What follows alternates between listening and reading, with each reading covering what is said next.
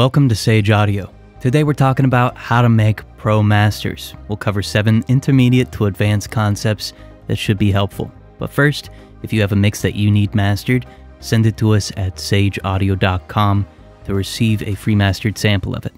Utilize mid-side routing. Mid-side processing has become increasingly popular in audio production, especially in plugin form, but mid-side routing can also be utilized. Mid-side routing offers more flexibility and greater control of your signal's timbre, stereo width, dynamic range, and more, making it truly helpful. Now to do this takes some unique routing. I'll use 2 buses, both of which I'll make pre-fader so that they'll send the signal despite the fader's level, which I'll completely lower. I'll then set both sends to unity and name my buses mid and side respectively.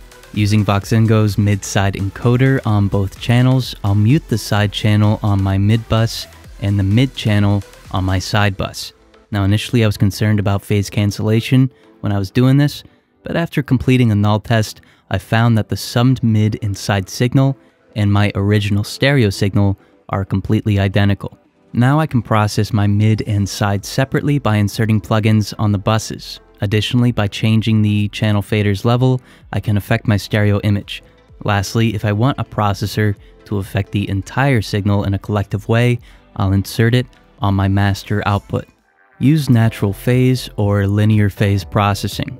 Phase is truly important. This is especially true during a mastering session in which any phase change to a signal can affect the entirety of the signal. By using a natural or linear phase setting, we can create analog sounding changes or avoid these phase changes altogether. Natural phase settings emulate the effect that analog components have on the phase of a signal. By looking at a frequency and phase analyzer, we notice that the phase behaves in a unique way when changes to the frequency spectrum are made. When it comes to linear phase, we can avoid phase changes completely. Since the signal is delayed, the processor can affect the signal and all changes without altering the phase. I like to use a low linear phase setting since this will reduce the effect of pre-ringing, or in other words, the mild phase cancellation that occurs from our DAW's latency compensation of a linear phase processor. Use a 96 kHz or above sampling rate. Even if the mix that you're working on is of a lower sampling rate, it still makes a lot of sense to use a sampling rate of 96 kHz or higher when mastering. This will reduce aliasing distortion as well as lessen the effect of pre-ringing when using linear phase processing. If we use a higher sampling rate, we give our processors a higher frequency to which it can process the signal. In the case of 96 kHz, our processors will be able to process up to 48 kHz. This will greatly reduce the effect of foldback or aliasing distortion, since less frequencies will go above the frequency cutoff. When it comes to linear phase, these processors work by delaying the signal by a set number of samples. If the sampling rate is higher, more samples will happen per second, in turn reducing the amount of time for which the signal needs to be compensated by your DAW. Emulate popular monitoring systems. When mastering, we need to keep in mind how our masters will sound over multiple popular playback systems, including headphones and earbuds.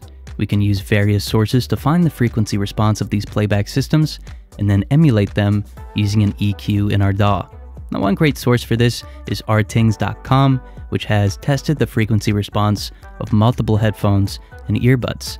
Let's use the new Apple AirPods as an example, since this is a popular playback system.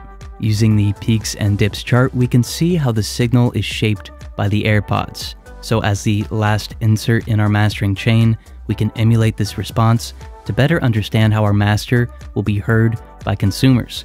It goes without saying, but be sure to take this EQ off before exporting your master. Use the right processors for your genre.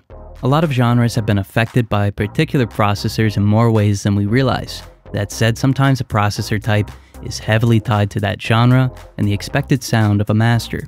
That said, it's entirely possible to use a processor that doesn't work well for a genre. For example, dance music is heavily associated with sharp transients. With that in mind, an optical compressor, which is great at smoothing out a sound, really has no place on a dance track. Although optical compression may sound fantastic for R&B or smoother genres, it'll take away a lot of what makes dance music unique. Utilize complex analog emulation. When emulating analog equipment, it's a good idea to use a processor that takes into account the complexities of analog equipment. This is just as true when mastering, since we want our masters and processing to sound as complex, detailed, and nuanced as possible. For example, Satin Tape by U-He is a really complex plugin that takes into account how the multiple functions of a tape machine coexist and affect one another. This means that altering the input will affect all aspects of the plugin's performance, since each part is program dependent. Additionally, these types of plugins give you the opportunity to create techniques that otherwise wouldn't be possible with a more basic analog emulator. Know the expected loudness of your genre.